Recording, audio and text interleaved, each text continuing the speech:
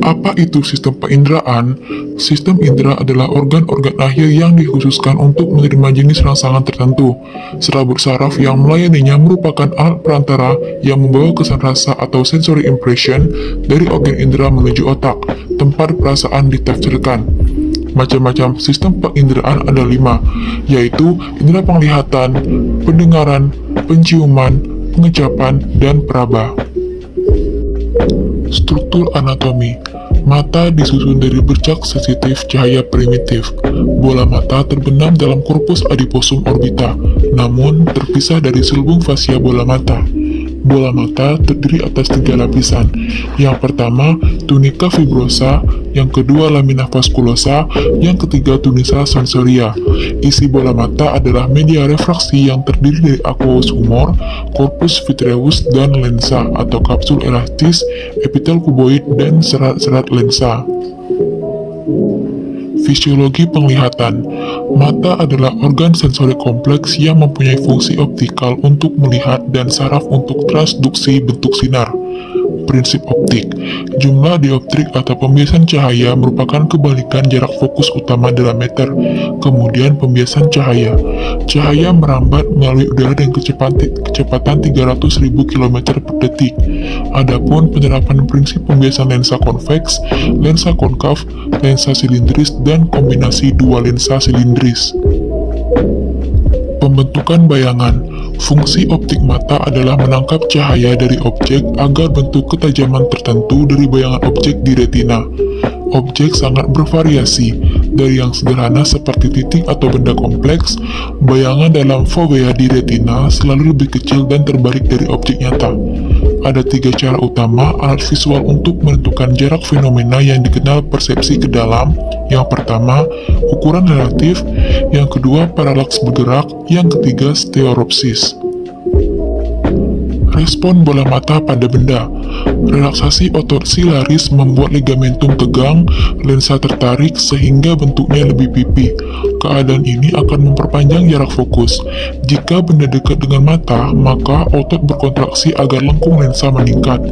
Jika benda jauh dari mata, maka otot silaris berkontraksi agar bola mata lebih pipi, supaya bayangan benda pada retina lebih tajam. Berikut adalah fungsi komponen utama pada mata. Pupil mata punya 2 fungsi. Yang pertama, terjadinya refleks cahaya. Yang kedua, respon dalam melihat benda. Kemudian, pengaturan otot pergerakan mata diatur oleh 3 pasang. Yang pertama, M rectus lateralis. Yang kedua, M rectus superior dan inferior. Yang ketiga, M obliquus superior dan inferior. Kemudian untuk mekanisme fotoreseptor pada mata, yang pertama, respons listrik sel retina. Yang kedua, dasar ion potensial. Yang ketiga, senyawa fotosensitif. Yang keempat, rhodopsin. Lalu, untuk gangguan penglihatan pada mata, contohnya adalah 2. Yang pertama, strabismus atau juling. Yang kedua, buta senja atau nyctalopia.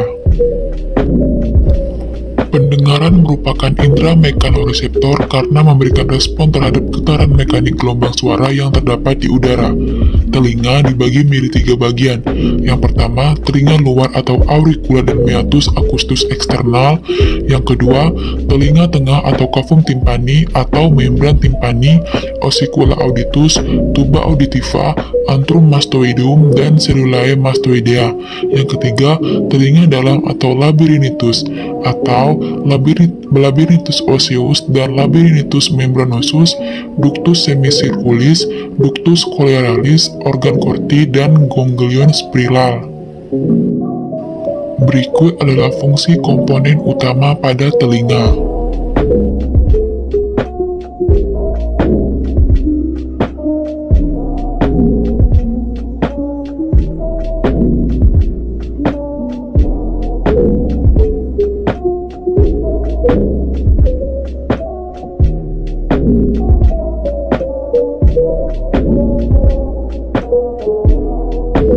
Fisiologi pendengaran. Artikulasi inkus dengan stapes menyebabkan stapes terdorong ke depan pada cairan koklea. Setiap saat malleus bergerak keluar hingga mencetuskan gerakan ke dalam dan keluar dari permukaan. Transmisi suara melalui tulang. Getaran seluruh tulang tengkorak dapat menyebabkan cairan pada koklea itu sendiri. Oleh karena itu, pada kondisi yang memungkinkan, garpu tala diletakkan pada setiap protuberansia. Tulang tengkorak dan prosedur mastoidus akan menyebabkan getaran suara. Organ korti adalah organ reseptor membangkitkan impuls saraf sebagai respon getaran membran basilaris.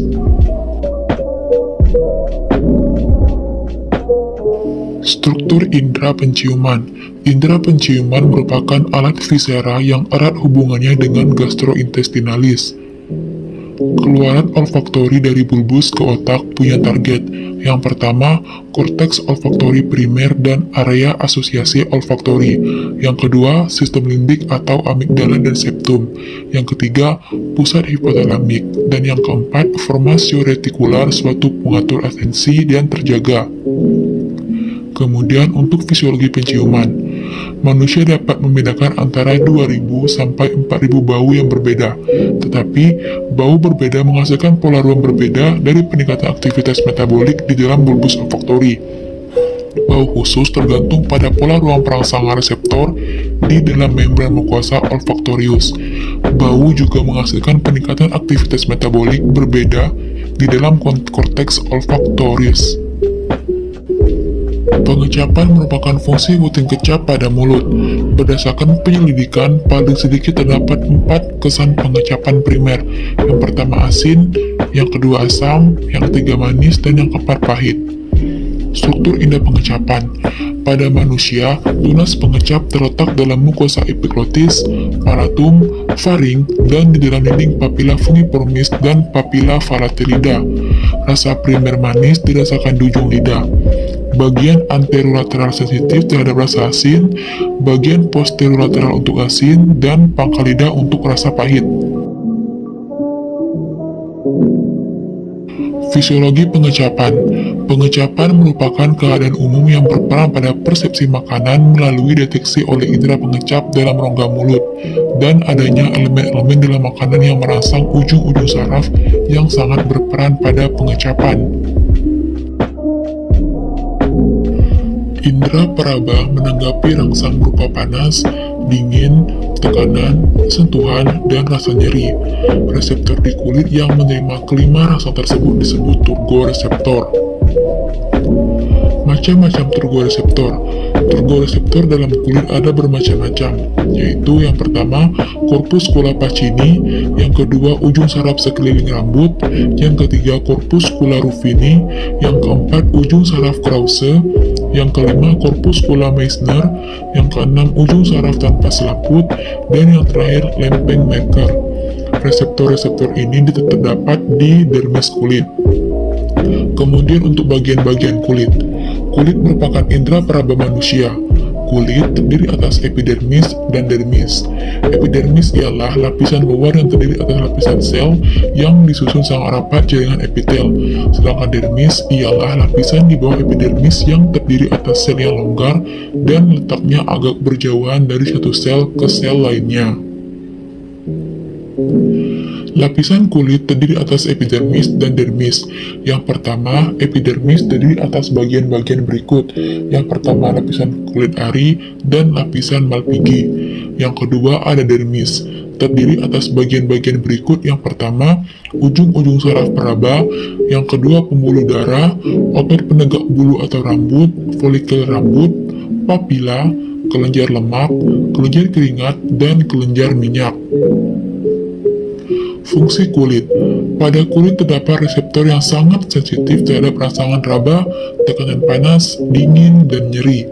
Reseptor ini dapat berupa ujung saraf yang bebas, ujung-ujung saraf yang berbenjol, atau ujung saraf yang diselubungi kapsul jaringan ikat. Umumnya, jenis reseptor ini hanya mempunyai fungsi yang khusus, yaitu menerima satu jenis rangsangan saja. Macam-macam gangguan pada kulit. Yang pertama ada jerawat, kemudian dermatitis, ketombe, dan panu.